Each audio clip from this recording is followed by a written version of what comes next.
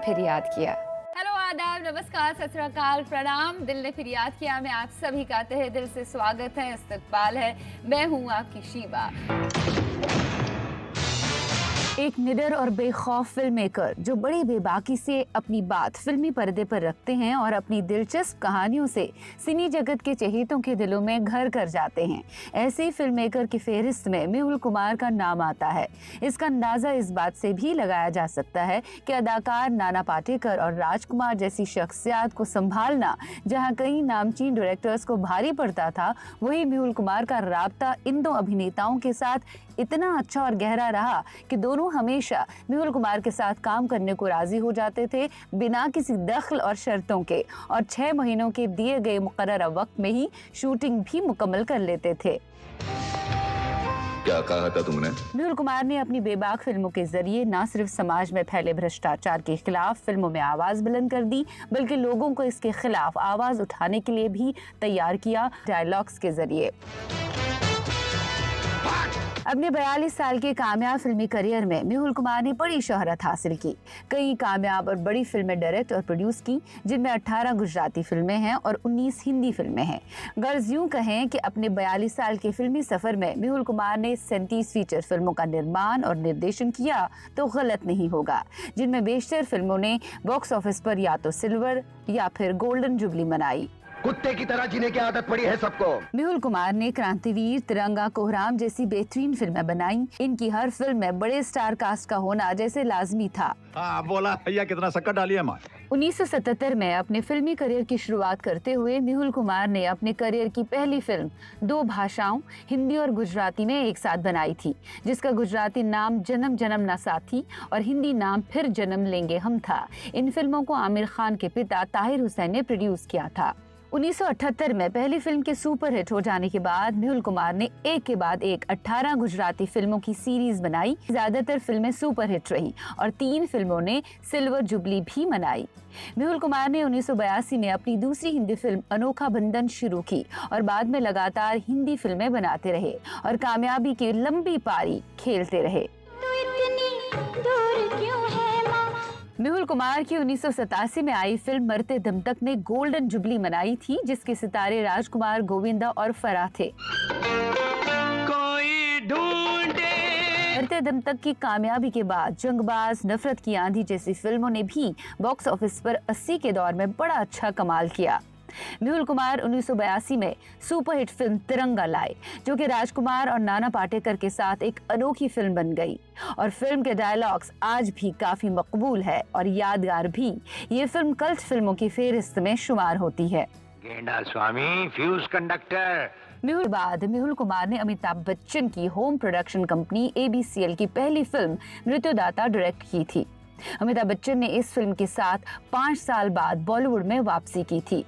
मृत्युदाता के बाद भी मेहुल कुमार ने अपनी अगली फिल्म कोहराम में अमिताभ बच्चन और नाना पाटेकर के साथ काम किया। ये फिल्म अनोखी कहानी की वजह से याद की जाती है। हम हैं बनारस के भैया। मेहुल कुमार का फिल्मी सफर बड़ा ही दिलचस्प रहा है। गुजराती फिल्मों में अपना परचम लहराना और फिर हिंदी फिल्मों में कामयाबी का तिरंगा फहराने में हमेशा कामयाब रहे हैं मेहुल कुमार। आज के दिल ने फिर याद किया में हमारे साथ हैं एस फिल्म मेकर और डायरेक्टर मेहुल कुमार। मेहुल कुमार जी, बहुत बहुत स्वागत है आपका। नमस्कार। कैसे हैं आप? फाइन, एकदम अच्छा हूँ। आपकी फिल्मों की अगर हम बात करें तो उन फिल्मों में सामाजिक मुद्दों को उजागर करने की आपने कोशिश की है, हकीकत को सामने लाने की आपने कोशिश की है। सब बड़े बड़े पावरफुल एक्टर्स के साथ आपने काम किया है, लेकिन जितनी भी फिल्में आपने बनाई है बड़े बड़े स्टार कास्ट के साथ जो हिट रही है, आपको नहीं लगता कि आपकी उन फिल्मों की जरूरत, तिरंगा, क्रांतिवीर, जागो, इन सब की जरूरत आजकल के इस दौर में है? मैंने ऑलरेडी 2 स्क्रिप्ट रेडी की हुई है ऑलरेडी नेक्स्ट प्रोजेक्ट के लिए। एक मेरी फिल्म का टाइटल है मिशन तिरंगा। वो आर्मी बेस्ड सब्जेक्ट है और उसमें करंट टॉपिक सारे अभी के जो हमारे हालात है देश के, अभी के जो हालात आर्मी, एयरफोर्स, नेवी के है, वो सारी प्रॉब्लम्स में हमने दिखाया है। और एक सोशल फिल्म भी है और एक मतलब यंग यूथ जनरेशन की फिल्म भी है इसमें, जिसका शादी के बाद लव मैरिज। ओह, शादी के बाद लव मैरिज। लेकिन लव मैरिज आपकी एक फिल्म भी थी। यस, लव मैरिज बहुत पहले 90s में बनाई थी। या अनिल कपूर, मीनाक्षी, महमूद भाईजान काफी आर्टिस्ट है। आजकल जो माहौल चल रहा है ना, ये माहौल को देखते हुए आपको कई सारी बातें जहन में आती होंगी, क्योंकि आपकी फिल्में बहुत पहले ये सब कह चुकी है। अभी भी वो लोग बोलते मेरे को, जब टीवी पे मेरी फिल्में चलती रहती है, तिरंगा, क्रांतिवीर, कोहराम, तो वही बोलते कि मेहुल जी आपने 15-20 साल पहले जो कहा था वो आज भी वही हो रहा है, और जो चीजें आपने उस टाइम पे दिखाई थी वो आज भी हो रही है। आज जागो फिल्म को देख लीजिए, उस टाइम पे मैंने बताया था कि रेपिस्ट को फांसी की सजा होनी चाहिए, और जज साहब जजमेंट है कि मेरी नजर के सामने फांसी होगी और कोई भी अदालत में इसकी अपील नहीं होगी जी, बिल्कुल। उसके बाद यस वो क्लाइमैक्स था, और वो तीनों रेपिस्ट को लड़की की माँ रवीना टंडन जी ने फांसी दी थी। रियल जेल में हमने शूटिंग किया था, थाने में, मुंबई की। और वो मतलब आज देखिए, आज भी हमारे देश में ये सब हो रहा है, लेकिन ऐसा कानून आज भी नहीं बना कि भाई रेपिस्टों को मतलब विद इन 15 डेज 13 डेज या ऑन द स्पॉट फांसी की सजा हो। जज साहब, ये सिलसिला तभी बंद हो सकता है। मुझे लगता है अगर आपकी फिल्में आज के दौर में रिलीज होती या आप बनाते, सेंसर बोर्ड तो आधा उन्हें काट देता। लगता है आपको ऐसा? यस ये बात आपकी सही है, क्योंकि उस टाइम पे हम लोग सच्चाई दिखाते थे तो इतना टेंशन नहीं था सेंसर बोर्ड का, लेकिन आज मतलब डायलॉग्स भी कट जाते हैं और सच्चाई मतलब जितनी दिखाना चाहो उतनी आप नहीं दिखा सकते, ऐसा टाइम चल रहा है। आपको नहीं लगता कि आजकल के दौर के जो फिल्म मेकर्स है या डायरेक्टर्स है, उनके लिए कई सारी बंदिशें हैं, वो नहीं दे पाते हैं जो उनको देना चाहिए? अगर हम बात करें आपके दौर की, 90s की, या फिर 2000 तक की हम बात करें, उससे पहले के दौर की भी बात करें, तो जो डायरेक्टर्स थे उनके लिए फ्रीनेस था, वो कुछ भी कहते थे। लेकिन आज थोड़ा मामला अलग सा है। तो किस तरह का प्रेशर आपको लगता है आजकल के दौर में एक डायरेक्टर और फिल्म मेकर को है? देखिए, डेफिनेट है, बहुत ही प्रेशर है। मतलब एक तो क्या है, सारे ग्रुप बन गए हैं, आर्टिस्ट लोग अपने ग्रुप में ही काम करना चाहते हैं, दूसरे ग्रुप में वो फिल्म करना नहीं चाहते। पहले कभी कोई ग्रुप नहीं था, आप किसी के साथ भी काम कर सकते हैं, कोई भी डायरेक्टर, कोई भी आर्टिस्ट को विद इन मतलब 8 डेज भी नहीं होते थे, 3 या 4 दिन में पता चल जाता था कि वो आपकी कहानी सुन रहे, कहानी अच्छी लगी, and finally he is doing the film, और 6 महीने में फिल्में कंप्लीट होती थी। आज तो मतलब आर्टिस्ट को मिलना तो मतलब इम्पॉसिबल वाली बात है, क्योंकि बिजनेस मैनेजर उनके आ गए, फिर ईमेल करो, ईमेल बिजनेस मैनेजर पढ़ेंगे, फिर वो ईमेल बाद में आर्टिस्ट को बताएंगे, फिर आर्टिस्ट मतलब उसी में 4-6 महीने निकल जाते हैं। आर्टिस्ट तो डायरेक्टर को मिलते ही नहीं। तो पहले क्या होता था कि मतलब जैसे कहानी होती थी, आज जैसे मतलब मैंने धर्म जी के पिक पीरियड में उनके साथ 4 फिल्में बनाए, जीतू जी के पिक 4 फिल्में बनाए, उनके सेक्रेटरी को फोन करो, वो बोलते थे मेहुल जी कल नटराज स्टूडियो में शूटिंग करें, आप लंच टाइम पे वहां पे पहुंच जाना। एक दिन में ये होता था। और लंच टाइम पे जाके जब हम बात करते थे तो कहानी अगर सुननी है तो बोलते थे कल शाम को घर पे आ जाओ, मेरे को पूरी कहानी नरेट कर दो। और घर पे जाके कहानी नरेट करो, या तो हम होटल में कमरा बुक करवाते थे, वहां पे कभी आके पूरी कहानी सुनते थे, एंड ऑन द स्पॉट कि I am doing this film, बाकी की जो बात मैं प्रोड्यूसर से कर लूंगा, या डायरेक्टर प्रोड्यूसर खुद है तो डायरेक्ट हो जाती थी। और दूसरी की एक बात बहुत बड़ी, मतलब कि उस टाइम पे मतलब इंटरफियर बिल्कुल नहीं होता था। आज सोचिए, मैंने एक अभी बीच में मेरी बात हुई थी तो उनका जो बिजनेस मैनेजर बोलते हैं मेहुल जी आपका प्रोफाइल भेजना प्लीज। सोचिए, जिस आदमी ने 42 इयर्स इंडस्ट्री में निकाले, मोर देन 37 फिल्म की है, उसका प्रोफाइल चाहिए उनको। जी मैं समझ सकती हूँ जी। हाँ, बिजनेस मैनेजर को ये नहीं मालूम कि मैं क्या कर रहा हूँ या वो मेकर ने क्या किया है। हाँ। ऐसे उनको बिजनेस मैनेजर बना देते हैं जी। तो वो बिजनेस मैनेजर ऐसी बातें करते, तो आप देखिए, इसलिए मैंने पिछले 10 साल से फिल्म बनाना बंद कर दिया। अब पता चला कि आपने क्यों किनारा कर लिया हिंदुस्तानी सिनेमा में, क्योंकि आपको जो माहौल है वो पसंद नहीं आया। जबकि आप बहुत मुंहफट्टे रहे हैं, आपने राजकुमार साहब के साथ काम किया, आपने नाना पाटेकर के साथ काम किया, अमिताभ बच्चन साहब के साथ काम किया, स्पेशली नाना पाटेकर साहब जिन्हें हिंदुस्तानी सिनेमा में ये कहा जाता है यार इनको झेलना तो हमारे बस की बात नहीं है। बहुत कंग्रेचुलेशंस लोग कहते हैं उस एक डायरेक्टर को कि भाई आपने नाना के साथ काम किया, और आपने लगातार नाना के साथ काम किया और साथ में राजकुमार साहब के साथ भी काम किया, जो कि बहुत ही बड़ी बात है। और जबकि उनका इंटरफेरेंस बहुत ज़्यादा रहता था, फिर भी आपने कैसे उनको कन्विंस कर लिया और 2 पावरफुल ऐसे शख्सियात को, ऐसे एक्टर्स को आपने अपनी फिल्मों में लगातार लिया, रिपीट किया, जिनसे लोग डरते हैं। ये कैसे कर पाया आपने? आपके अंदर आपको क्या लगता है कौन सी ऐसी क्वालिटी है जिससे आप सक्षम हो पाए इन एक्टर्स के साथ लगातार काम करने के लिए? जी, राज साहब ने देखिए मेरे साथ 3 फिल्में की, मरते दम तक, जंगबाज एंड तिरंगा। नाना ने भी 3 फिल्में की मेरे साथ, तिरंगा, क्रांतिवीर, अमित जी के साथ कोहराम। जी। तो इन लोगों का क्या है मालूम है, राज साहब को कंप्लीट स्क्रिप्ट चाहिए। कंप्लीट स्क्रिप्ट देने के बाद आपने अगर डायलॉग के साथ उनको नरेशन दे दिया और बाइंड की हुई एक कॉपी, उनको उर्दू में कॉपी चाहिए थी राज साहब को। जी, उर्दू में। तो उस टाइम पे फिर अगर उनको क्लियर कट बात बता दी कि सर देखिए ये मेरी फाइनल स्क्रिप्ट है, मैं हमेशा बोलता था कोई भी आर्टिस्ट के साथ, और सेट पे कभी भी कोई डिस्कस नहीं होगी, जो इसमें लिखा है यही पिक्चराइज होगा और इसी पे शूट। इसलिए देखिए मेरी ऊपर वाले की मेहरबानी से आर्टिस्टों, जो मेरी समझ में जितने आर्टिस्ट मेरे साथ काम करते थे, वो अंडरस्टैंडिंग इतनी अच्छी हमारी हो जाती थी कि कभी सेट पे कोई इंटरफियर नहीं होता था। जी। तभी मैं राज साहब को, नाना को लेके भी इतनी फिल्में बनाई, अमित जी के साथ भी नाना को लेके फिल्म बनाए, तो ऐसा कभी कोई प्रॉब्लम नहीं। वो लोग का क्या है मालूम है, उनको एवरीथिंग परफेक्ट चाहिए, और सेट पे राइटर आता है, सेट पे डिस्कस होती है, तो फिर उनका इंटरफियर भी चालू होता है। हाँ। अगर आपने कट कर दिया, राज साहब का मैं आपको एक किस्सा सुना, मरते दम तक जब साइन, तो मेरी पहली फिल्म थी राज साहब के साथ, तो उसमें मतलब उनका मतलब एक ही आपने देखा होगा कि मतलब एक ही कलर के कपड़े पहनने का था उसमें। सही। तो मैंने राज को बोला कि राज जी आपका इस महीने सिर्फ ब्लैक सूट रहेगा, तो बोलते एक ही सूट रहेगा। मैंने एक ही सूट नहीं रहेगा, आपको 4-5 जितने सूट चाहिए आप बना सकते हो, लेकिन बाकी ड्रेस चेंज नहीं होगा। तो बोले ऐसा क्यों मेहुल? तो मैंने उनको कन्विंस किया कि देखिए जो भी डॉन होते हैं, माफिया होते हैं, या तो वो व्हाइट कपड़े पहनते हैं या ब्लैक कपड़े पहनते हैं। तो यू आर प्लेइंग डॉन, तो डॉन का ये 2 में से कोई एक अपने को सिलेक्ट करना है। तो वो बोले ठीक है जैसे तुम। और फिर मैंने उनको सजेशन दिया कि राजी आप है ना इन शर्ट नहीं करेंगे, आप सूट पहनेंगे लेकिन शर्ट बाहर रखेंगे। ओके। तो हंसने, हाँ तो हंसने लगे, बोले मेहुल वाई बोलते सूट पहन के शर्ट बाहर रखने का क्या मतलब? वो आप है इसलिए ये एक्सपेरिमेंट मैं कर रहा हूँ।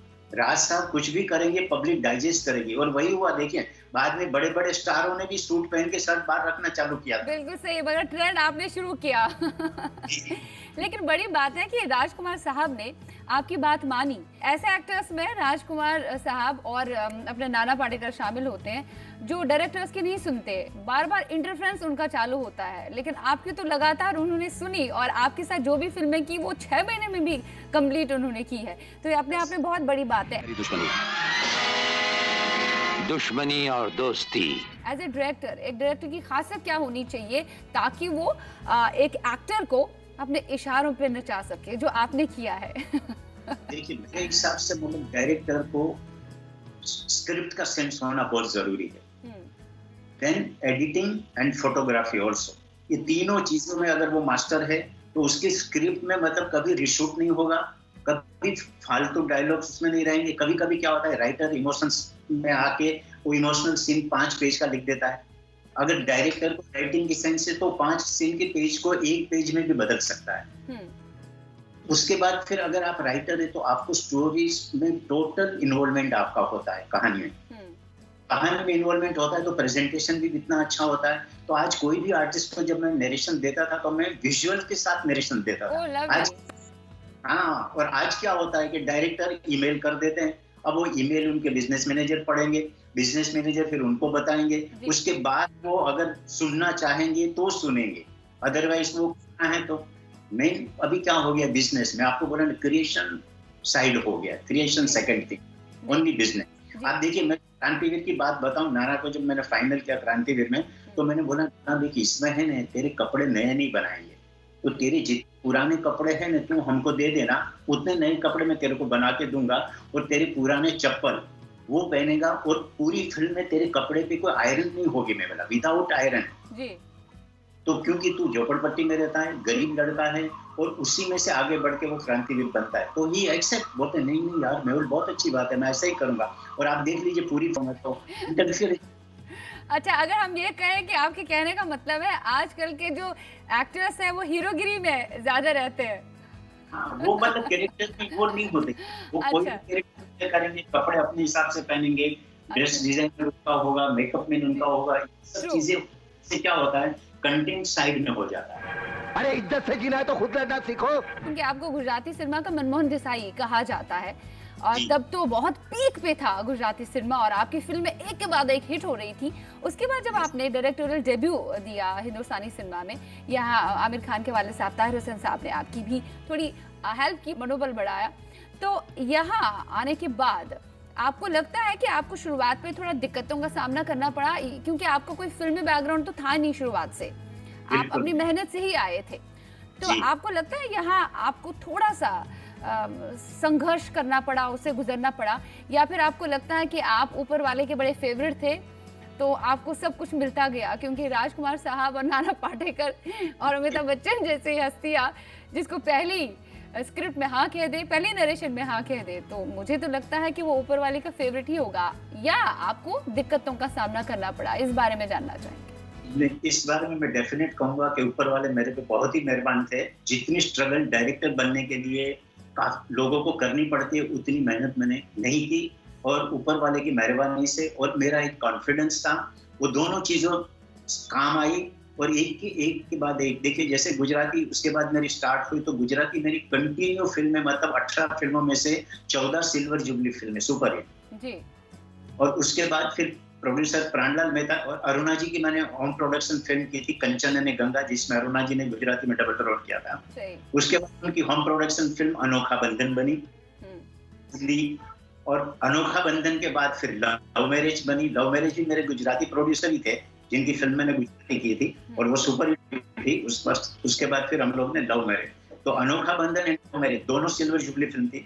अनिल कपूर आज भी कहीं मेरे को मिले तो बोलता है मेरी पहली सिल्वर जुबली की ट्रॉफी आपकी आई थी मेरे घर। खैर हम अब वापस आ जाते हैं राजकुमार साहब पे और नाना पाटेकर साहब। तो आपने पीले पीले ओ मेरे राजा, पीले पीले ओ मेरे जानी, मतलब बहुत असंभव माना जाता है कि भाई दोनों को एक फ्रेम में लाओ और फिर डांस भी करवाओ, तो आपने ऐसे कैसे किया? और साथ ही साथ क्या जानी का इस्तेमाल आपने गाने में किया या लिरिक्स राइटर से करवाया, तब जाके वो कन्विंस हुए? जी देखिए, जब तिरंगा फाइनल हुई, म्यूजिक लक्ष्मी जी ने किया था, लक्ष्मीकांत प्यारेलाल जी, तो मैंने बोला कि गाने किससे लिखवाएंगे, तो लक्ष्मी जी ने मेरे को सजेस्ट किया कि म्यूजिक संतोष आनंद को बुलाइए। तो संतोष जी का तो नाम मैंने सुना था, मनोज जी के साथ उन्होंने बहुत फिल्म में सुपरहिट गाने दिए।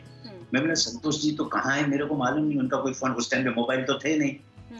तो उन्होंने बोला कि मेरे पास उनका घर का नंबर है, मैं आपको देता हूँ, आप फोन कीजिए, बात कर लीजिए। तो मैंने उनको फोन किया, यूपी में, वो तो लखनऊ में, तो उन्होंने फोन उठाया। मैं बोला लक्ष्मी जी के साथ मेरी मीटिंग हुई थी, तो हम लोग आपके गाने लिखवाना चाहते हैं। बोलते मैंने तो गाने लिखना बंद कर दिया है। मैं बोला तो हाँ, तो मैं बोला लेकिन फिर हम चाहते हैं कि आप लिखो गाने। बोले कौन सी, क्या फिल्म है तुम्हारी, फिल्म का नाम क्या है? तो मैंने बोला फिल्म का टाइटल है तिरंगा। तिरंगा सुन के एकदम चाह दिया, अच्छा तिरंगा देशभक्ति की फिल्म है। मेरे यस सर, तो इसलिए आपको याद किया है। तो बोले एक काम करो, मेरी रिटर्न टिकट भेज दो, 8-10 दिन में वहां पे रहूंगा, होटल मेरे लिए बुक करवा लो, और मैं सारे गाने एक साथ लिख के चला जाऊंगा। मैं बोला नो प्रॉब्लम, आप मेरे को आप एड्रेस में भेज देना, मैं आपको टिकट भी भेज दूंगा। और वो पूरा उन्होंने एड्रेस लिखवा दिया, सब कुछ किया। मैंने लक्ष्मी जी को फोन किया, मैंने सर ऐसा ऐसा है। बोलते बस आ रहे, वो तो 8 दिन में लिख देंगे पूरे गाने, कोई प्रॉब्लम नहीं।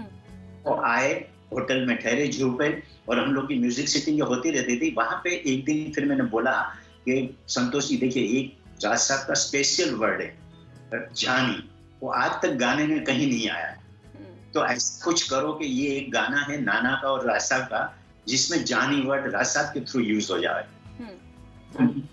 तो इंटेलिजेंट, बहुत ही जनरल, मतलब बहुत ही माने हुए राइटर थे वो। 5-10 उन्होंने कुछ सोचा, बोले देखो मेवल सिचुएशन तुम्हारी क्या है, बर्थडे है, और बर्थडे सेलिब्रेशन कहाँ होने वाला है, आर्मी क्लब में, तो सारे आर्मी के लोग होंगे, और नाना पुलिस वाला है, तो मतलब ड्रिंक तो डेफिनेट होगा। तो यही से स्टार्ट करेंगे, बोतलें खुली, एक बोलेगा पीले पीले वो मेरे राजा, और राज साहब बोलेंगे पीले पीले वो मेरे जानी। राज साहब जब सुना तो राज साहब खुश हो गए। मेवल ये जानी वर्ड, मैं बोला राजी आपका फेवरेट वर्ड है और आप ही गा रहे हैं। बोले बहुत अच्छा है, ये तो वेरी गुड। तुम हो मतलब एक एक्टर को कैसे बाटली में उतार रहा है, ये आपको बखूबी आता था। होना चाहिए, मतलब एक आर्टिस्ट की हाईलाइट क्या है, उनके माइनस पॉइंट क्या है, ये सब चीजें डायरेक्टर को मालूम होती है, तो सारी चीजें मतलब यूटिलाइज हो जाती है, कोई प्रॉब्लम नहीं। मेहुल जी, हमें लेना पड़ेगा एक छोटा सा ब्रेक। दिल ने फिर याद किया, मैं वक्त हुआ चाहता है एक छोटे से ब्रेक का, मिलेंगे इस छोटे से ब्रेक के बाद।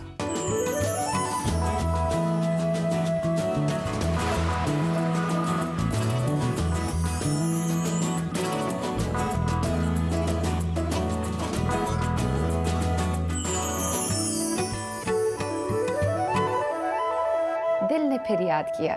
ब्रेक के पार आप सभी का स्वागत है आपके फेवरेट प्रोग्राम दिल ने फिर याद किया में। आज हम आपकी मुलाकात करवा रहे हैं as film maker and director Mehul Kumar ji से। इतने एक्टर्स के साथ आपने काम किया, क्या आपको लगता है कि कहीं ना कहीं कोई ऐसा एक्टर वो ज्यादा मूडी था या जिसको झेलना सेट पे बहुत मुश्किल था? कहते हैं कि शत्रुघ्न सिन्हा जिनके साथ आपने काम किया वो हमेशा सेट पे लेट आया करते थे, ये उनका रिकॉर्ड रहा है। दूसरे गोविंदा भी सेट पे लेट आया करते थे। उन्होंने इनफैक्ट एक इंटरव्यू में ये भी कहा कि यार मैंने बहुत गलतियां की, मैं सेट्स पे टाइम पे नहीं पहुंचता था, इसी वजह से कई सारी बड़ी फिल्में मेरे हाथ से छूट गई। किस तरह से आपने इन लोगों से काम करवाया? इनफैक्ट शत्रुघ्न सिन्हा जो है, जब आपकी फिल्म उन्होंने की तो आपने उन्हें ये कहा कि भाई आपको सेट पे टाइम पे आना है, नहीं तो नहीं। तो वो आ गए दूसरे दिन सेट पे। इसी तरह गोविंदा की हम बात करें, बाकी लोगों का, बाकी डायरेक्टर्स का क्यों नहीं मानते थे वो? आपके अंदर ऐसी कौन सी खासियत थी आपके हिसाब से जो लगता है? वो कन्विंस करने वाली बात थी और उनको कन्विंस देखिए सिन्हा साहब का मैं नाइज साहब एक ही फिल्म हम लोग ने की थी। तो मैंने उनको एक दिन बोला सर, मैं बोला सर आप राइट टाइम पे क्यों नहीं आते? बोले नहीं मैं राइट टाइम पे आ सकता हूँ, लेकिन लोग क्या है राइट टाइम पे नहीं होते, कोई डायरेक्टर लेट आता है, दूसरे आर्टिस्ट लेट आता है, इसलिए मैं आता। मैंने हम लोग कल एक रिकॉर्ड ब्रेक करे तो बोले क्या रिकॉर्ड ब्रेक? मैंने कल 10 बजे की शिफ्ट है नटराज स्टूडियो में और फर्स्ट शॉट में आपका लूंगा, आप 10 बजे बोले आ जाऊंगा, कोई प्रॉब्लम नहीं। मेरा शॉट मैंने 100% आपका शॉट तो पैकअप हो गया। फिर मैंने बोला सबको, मैं बोला भाई कल 10 बजे। वो प्रोडक्शन मैनेजर हंसने लगा, बोलते मैंने व्हाई आर यू लाफिंग? बोलते है सर 10 बजे मतलब आप भूल जाओ, बोलते फर्स्ट शॉट उनका मत लगाओ। और मैंने कैमरामैन को बोला तो कैमरामैन भी टेंशन में, बोलता यार मेहुल जी आएंगे, वो बोले तो है। मैं बोला आएंगे 100%। तो मैंने उस हिसाब से फर्स्ट शॉट लगाया और 9:45 बजे उनकी गाड़ी स्टूडियो में आई, पूरे स्टूडियो में हंगामा हो गया। अरे सिन्हा साहब आगे वो तब कुश्ती किया पूरा मतलब शूटिंग। फिर शाम को मेरे को बोलते हैं सर ये आज एक्सपेरिमेंट कर लिया है, कल से नहीं। मतलब एक ही बार में बस, बार बार नहीं। क्या हुआ खड़क सिंह? सर वो राक्षस जेल से छूट गया। अच्छा है ये, मैं तो बहुत खुश हूँ। इनफैक्ट गोविंदा जी भी आपकी सेट पे बहुत टाइम पे आया करते थे, उनको भी आपने सुधारा था अपनी फिल्मों में के जरिए। था वो किस्से के बाद सुधर गया था। वो खुद भी एक इंटरव्यू में बोला था कि मेहुल जी ने एक साथ हम लोग कश्मीर में शूटिंग कर रहे थे। हाँ। आसमान से ऊंचा की, उसमें एक एक्शन सीक्वेंस था गोविंदा की और फाइटर पूरा मतलब फाइट सीक्वेंस था और बर्फ पे था। कहीं दूसरी जगह जाना था पर हम लोग बर्फ की वजह से एक दिन शूटिंग नहीं हो पाई थी। तो मैंने बोला देख एक दिन तू रुक जा, ये फाइट पूरी करके चला जा वापस, पूरा यूनिट यहाँ आएगा दोबारा ये वो। तो बोलता नहीं मैं नहीं रुक सकता हूँ, मेरे को जाना ही पड़ेगा, उधर भी काफी आर्टिस्ट है। बोला ठीक है तू चला जा, मैं तेरे बिना शूटिंग करूंगा। बोले मेरे बिना कैसे शूटिंग करोगे? डुप्लीकेट उस्मान करके एक डुप्लीकेट था जो उस टाइम बहुत ही वेल नोन था, काफी आर्टिस्टों का डुप्लीकेट किए, उसको लेके वो फाइटर के साथ पूरा सीक्वेंस मैंने बर्फ में गोविंदा के बिना किया और उसके क्लोज वर्क बम्बई में किए मैं। ओह लवली। बोलता है मेरे भाई यार तो कमाल है, बोलते हैं। और मेरे को बस जो भी फिल्म में करूंगा सही ढंग से करूंगा, वरना कहीं भी मेरा डुप्लीकेट यूज करके फिल्म खत्म कर दूंगा। छोड़ेंगे न हम तेरा साथ। एक और एक्टर का मैं नाम जरूर लेना चाहूंगी, वो है अमजद खान साहब। अमजद खान साहब वो भी ऐसे एक्टर थे जो किसी की सुनते नहीं थे, अपनी शर्तों पे जीने वाले। लेकिन आपने उन्हें अच्छा खासा सुना है सेट पे। सीन ऐसा था जिसमें आपने डाइनिंग टेबल के ऊपर ट्रॉली लगाई थी जी। वो किस्सा याद होगा आपको, वो किस्सा सुनाइए आप प्लीज। ये मेरी पहली फिल्म थी फिर जन्म लेंगे हम, ताहिर साहब की, और उसका हम लोग आउटडोर कर रहे थे राजपीपला पैलेस में गुजरात में। तो राजपीपला पैलेस में तो महाराजा का वो डाइनिंग टेबल बहुत बड़ा डाइनिंग टेबल था, मतलब 25-30 आदमी बैठ के खाना खा सके उतना। तो मैंने डाइनिंग टेबल पे ट्रॉली लगाई थी और जब भाई सामने से चल के आ रहे थे फिर डाइनिंग टेबल पे फ्रूट की एक प्लेट पड़ी है, उसमें छुरी से एक फ्रूट एप्पल उठाते और डायलॉग बोलते हुए आगे आते। उनका क्लोज था और ट्रॉली शॉट था। तो आए फर्स्ट मतलब था वो पहला ही शॉट था शूटिंग में, और आके सबके सामने मतलब लाउडली बोले अरे यार डाइनिंग टेबल पे ट्रॉली लगाया। तो उन्होंने मेरे को बोला तो मैंने भी जवाब दिया, मेरा डाइनिंग टेबल पे ट्रॉली इसलिए लगाया अमजद भाई क्योंकि मैं इस फिल्म का डायरेक्टर हूँ। तो एकदम सन्नाटा छा गया सेट पे कि पता नहीं अब क्या होगा। तो अमजद भाई धीरे से चलते हुए आए, मेरे कंधे पे हाथ रखा और मेरे को साइड में लेके गए। बोले यार इतना लाउडली तू मेरे को जवाब दे रहा है, इससे प्यार से समझाता तो मैं बोला आपने लाउडली कितना बोला, डाइनिंग टेबल पे क्यों लगाया? मैंने जवाब दिया कि इसलिए लगा, अरे अगर यही बात आप मेरे को यहाँ आके पूछते तो मैं आपको कन्विंस करता कि डाइनिंग टेबल पे इसलिए लगाया कि एक ही चीज जैसे ट्रॉली पीछे आती है दिखती जा रही है कि डाइनिंग टेबल पे क्या क्या चीजें रखी हुई है और कैसे कैसे कितना लंबा डाइनिंग, और आपका पूरा डायलॉग खत्म होता है एंड में बोला। हाँ। तो वो बोलते हैं कि आज के बाद मैं तेरे सेट पे कभी कुछ बोलूंगा नहीं, सिर्फ एक डायलॉग वो डायलॉग सुन ले बोलते। मैं बोला ठीक है। तो जब भी वो सेट पे आते थे तो सीधा पहले ही चिल्लाते थे, मैं हुल से नहीं डरता। फिरोज खान साहब के साथ भी आपने काम किया और तब आपने उन्हें कन्विंस किया, आमादा किया फिल्म में काम करने के लिए। जब कुछ डायरेक्टर प्रोड्यूस करते थे फिल्म में, किस तरह से कन्विंस किया था आपने उन्हें? मेरे मन के मैंने स्टार्ट की थी, ऑन प्रोडक्शन ही था मेरा। सलमा आगा थी, प्रसन्नजीत, आयशा जुल्का, और एक ऐसा कैरेक्टर था मतलब डेविड ठाकुर साहब का जो मैं चाहता था कि खान साहब करे। तो मैंने पहले तो उनके सेक्रेटरी को बात किया तो वो बोलते कि न्यूल भाई वो बाहर की फिल्में करते नहीं, कितने 8-10 साल हो गए बाहर की एक भी फिल्म नहीं, जब से वो प्रोड्यूसर डायरेक्टर बने खुद की फिल्म एक्टिंग करते, बाहर नहीं करते। मैंने यार फिर भी कहानी सुन लेगा तो एक बार। तो उन्होंने खान साहब से बात किया, तो उस टाइम के आर्टिस्ट यही होते थे, बोले ठीक है कहानी सुन लेंगे। बोले उन्होंने कुछ सोचा है तो कुछ होगा अच्छा।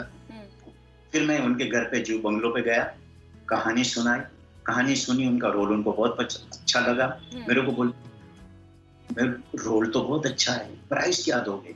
तो मैंने बोला कि खान साहब कि मैं आपकी कोई प्राइस सोच के नहीं आया, क्योंकि आप ये रोल में फिट हो इसलिए मैंने आपको दिमाग में रख के ये रोल लिखा है, आपकी पूरी स्टाइल इसमें रखी है।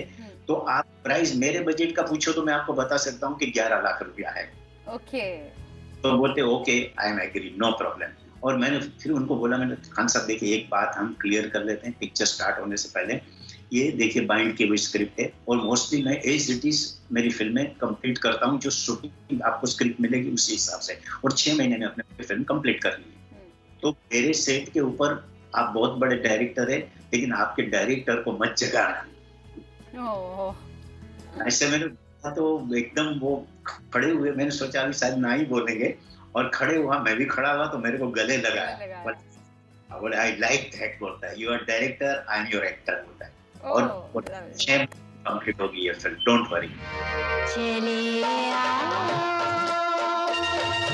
6 महीना आपने टारगेट हमेशा क्यों रखा? क्या उसके पीछे कोई ज्योतिष था या कोई और रीजन था? 6 महीने में मुझे हर एक फिल्म कंप्लीट करनी है और ये 6 महीने में कंप्लीट करनी है, ये मुझे कन्विंस एक्टर को भी करना है, बाकी आर्टिस्ट को भी करना है, और सब मान भी गए। मतलब क्या इसके पीछे वजह क्या थी? मैं हमेशा आर्टिस्ट को बोला था कि एक साथ मतलब शूटिंग करके आपका टोटल इन्वॉल्वमेंट इस फिल्म में रहेगा। जो आज देखिए बरसों के बाद आर्टिस्ट लोग एट ए टाइम एक ही फिल्म कर रहे हैं, उस टाइम पे तो क्या एट ए टाइम एक फिल्म नहीं करते थे, आर्टिस्ट लोग काफी फिल्में करते थे। तो मैंने कहा कि आप हर महीने मेरे को 10-10 दिन 8-8 दिन दे दीजिए, 6 महीने में मैं कंप्लीट करूंगा। तो मोस्टली मैं इसी तरह से डिवाइड करता था कि भाई ये आउटडोर, ये इंडोर, ये आउटडोर, ये इंडोर, ऐसे करके 6 महीने में पिक्चर कंप्लीट हो जाती थी और फिर रिलीज करते थे। और मोस्टली सारे आर्टिस्ट जिन्होंने मेरे साथ फिल्में एक बार की थी वो तो एकदम रेडी हो जाते थे, कोई प्रॉब्लम नहीं हुआ। आपका रवैया बर्ताव तो बहुत अच्छा रहता था आर्टिस्ट के साथ। मुझे तो अभी भी विश्वास नहीं हो रहा है कि जो अक्सर बेशतर लोग मुझे मिलते हैं, डायरेक्टर से मैं बात करती हूँ, सब लोग यही कहते हैं नाना पाटेकर जी, अरे नहीं नाना पाटेकर। अच्छा राजकुमार साहब का तो अलग ही स्टाइल था, कहाँ सुनते थे, लेकिन आपकी इतनी अच्छी दोस्ती उनके साथ रही, ये अपने आप में बहुत कमाल है। और हर एक उन्होंने कभी इंटरफेयर नहीं किया आपके काम को, जो आपने उन्हें दिया, जिस तरह से सीन समझाया वैसे उन्होंने वो प्रेजेंट किया। हाँ डेफिनेट। देखिए क्या होता था, स्क्रिप्ट सुनाने के बाद मैं पूछता हूँ उनको कि आपको इसमें कुछ भी गड़बड़ लग रही है तो हम लोग अभी डिस्कस कर सकते हैं, आप मेरे को कन्विंस करो या मैं आपको कन्विंस कर दूंगा कि मैं ये क्यों कर रहा हूँ।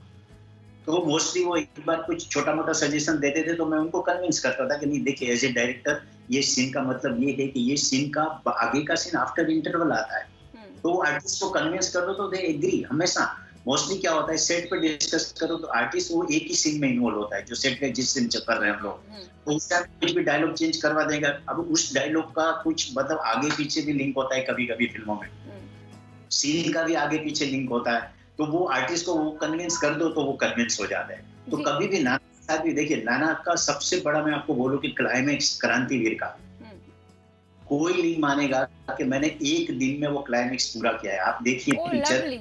जी जी। हाँ, उस मतलब रीजन ये था कि नाना बीमार था, हॉस्पिटल में था, और उस टाइम पे स्पेशल इफेक्ट थी नहीं, और 1000 जूनियर आर्टिस्ट मैंने बुलाए थे फिल्म सिटी। तो सेट फाइनल हो गया और नाना हॉस्पिटल में था, नानावटी में। तो मैं उसको मिलने गया, मैंने बोला नाना देख शूटिंग कैंसिल कर डालते हैं क्योंकि तेरी तबीयत। बोले मेहुल देख एक काम कर, तू मेरा जितना डायलॉग है ना एक शॉट में ले ले, मैं रेडी हूँ, तो कैंसिल मत कर। 1000 जूनियर आर्टिस्ट ने बुलाए हैं, तो 4 कैमरा मैंने यूज किया था उस टाइम पे, तो मैंने शूट किया। और क्रांतिवीर का क्लाइमेक्स देखिए आज भी लोग याद करते हैं। क्लाइमेक्स की वजह से ही तो बहुत बवाल मचाया था उसने।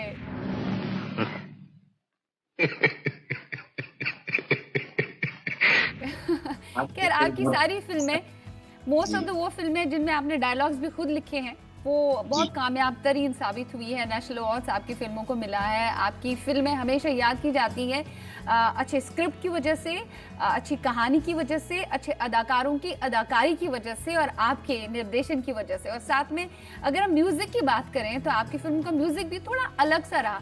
आपने तो सारे बड़े म्यूजिक डायरेक्टर्स के साथ काम किया। और लिरिसिस्ट की अगर हम बात आती है तो लिरिसिस्ट में आनंद बख्शी हो, आपके संतोष आनंद जिनका आपने नाम लिया, समीर साहब हो, या और भी बहुत सारे लिरिसिस्ट हैं जिनके साथ आपने काम किया है। तो लेकिन इतने सारे लिरिस्ट, इंदिवर साहब उन्हें हम नहीं भुला सकते, और रविंद्र जैन साहब वो लिखते भी थे और म्यूजिक भी तरतीब देते थे, उनके साथ भी आपने काम किया। तो ये सारे लेजेंड्स रहे हैं, तो इनके साथ काम करना और फिर इन्हें मनवाना।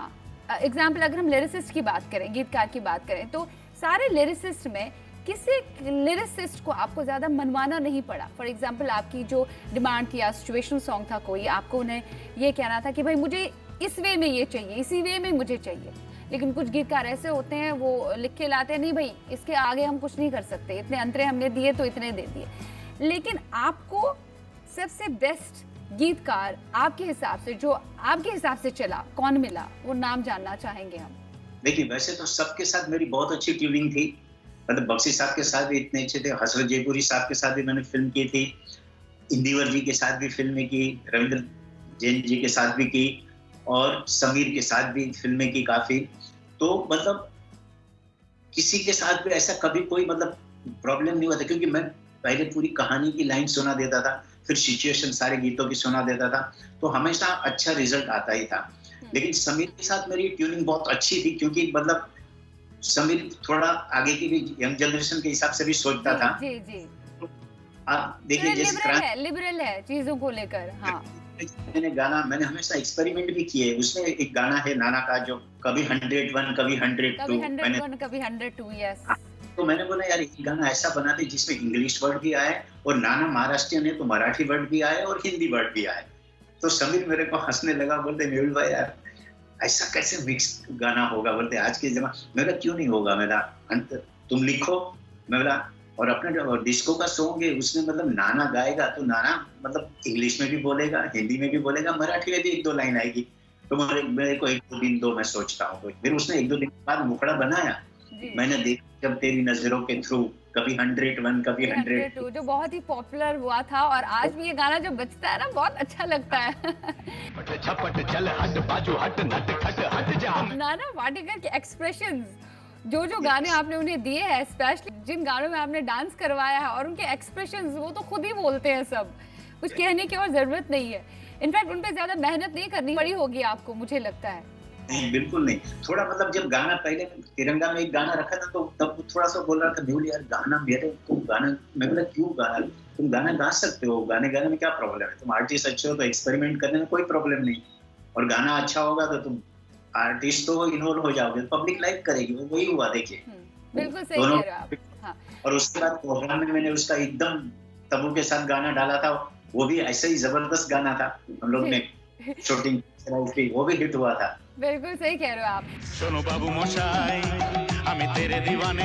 मेहुल जी आपसे बातचीत जारी रहेगी, लेकिन फिल वक्त लेना पड़ेगा एक छोटा सा ब्रेक। हम मिलेंगे एक छोटे से ब्रेक के पार। आप देखते रहिए अपना फेवरेट प्रोग्राम दिल ने फिर याद किया।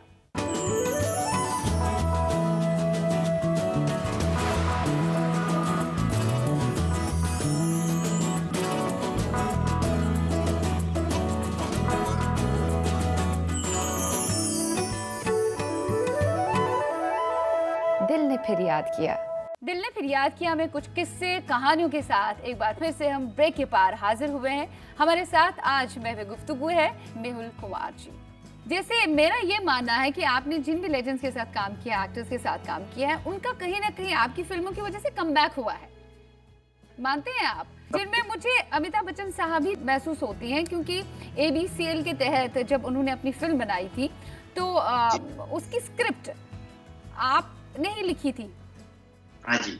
तो आपने उन्हें कन्विंस कैसे किया, क्योंकि उन्होंने 5 साल के बाद फिर उस फिल्म से कमबैक किया? देखिए, मतलब मैं उस मामले में लकी हूँ कि राज साहब ने भी जब कमबैक किया था मृत्युदाता से, तो 5 साल के बाद ही किया था।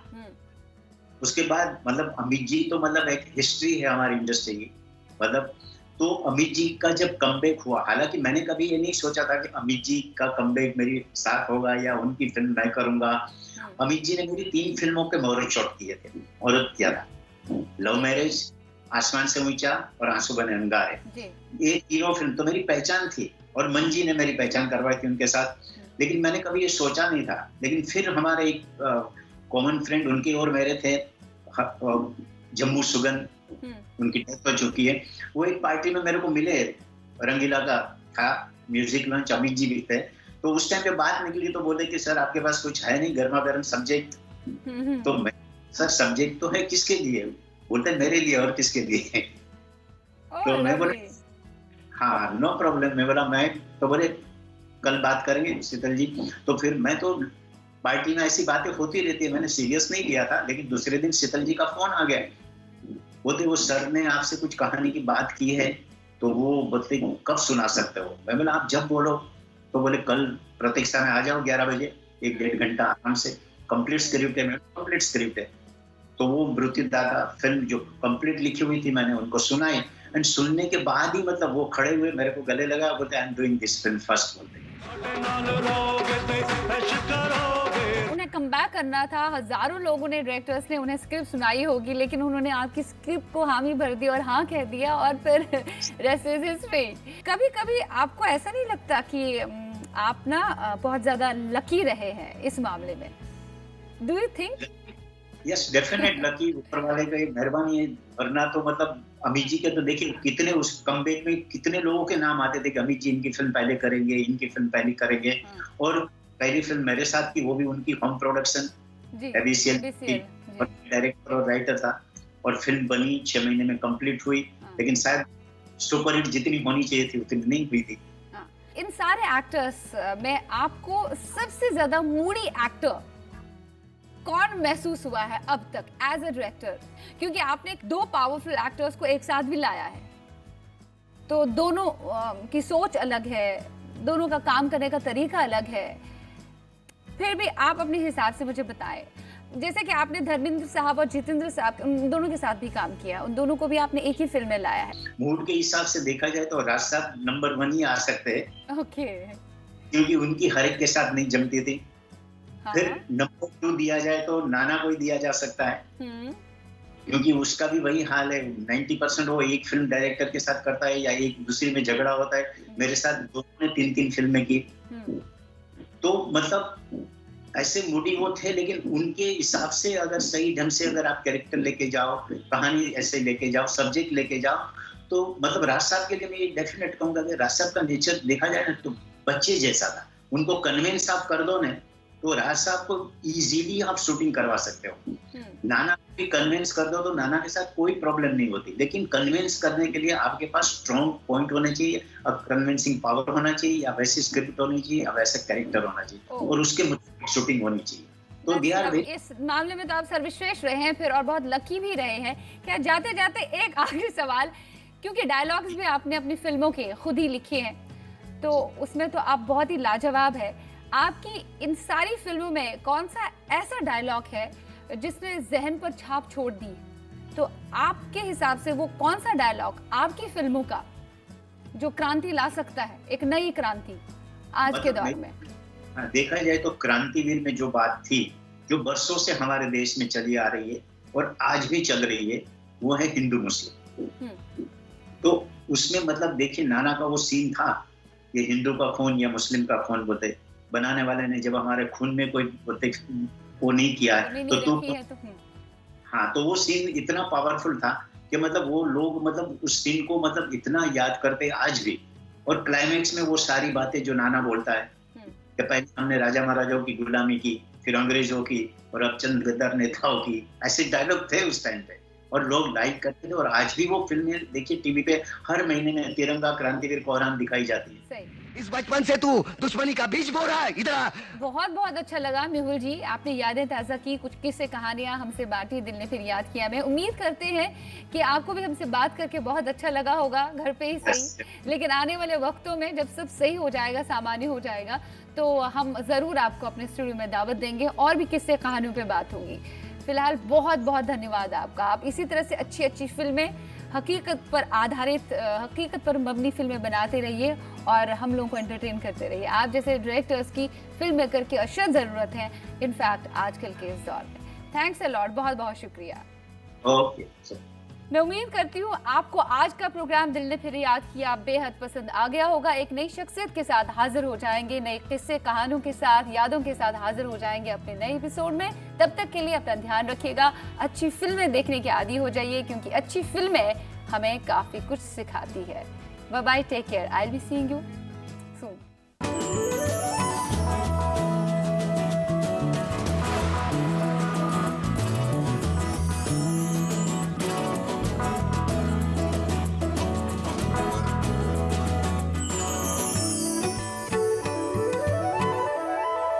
दिल ने फिर याद किया।